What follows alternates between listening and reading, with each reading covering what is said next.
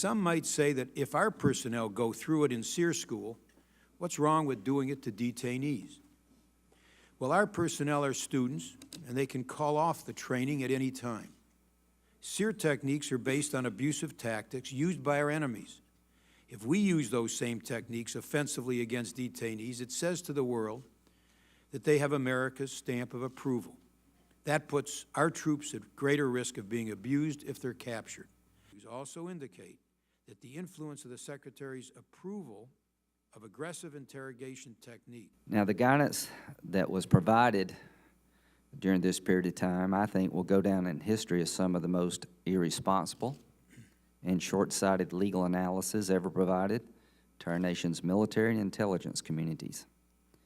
I do not believe the members of the administration who played a major role in developing interrogation policies were motivated by anything other than a desire to protect our nation. The administration implemented policies that were drafted, implemented, revised. However, if the administration adhered to the letter and spirit of the law, our treaty obligations, and adequately consulted with Congress, I do not believe we would be here today.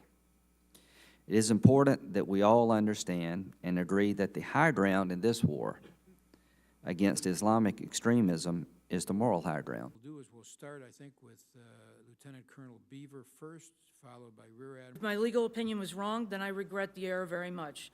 I am a proud professional. I feel very keenly any failure on my part to be precise and accurate in the advice I render.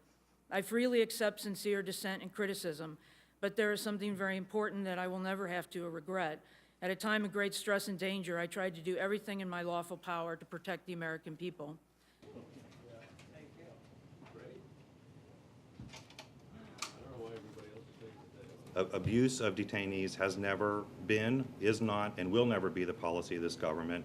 The policy of this government has been to take these detainees and to interrogate them and get the information that we can get to help protect this country, which we've been very successful at doing, and we've been very successful at getting the information that has saved lives and prevented attacks on this country and on our allies. Cited legal analysis ever provided to our nation's military intelligence community? We have great respect for Lindsey Graham. We're not going to, review every legal opinion that has ever been proffered by this government.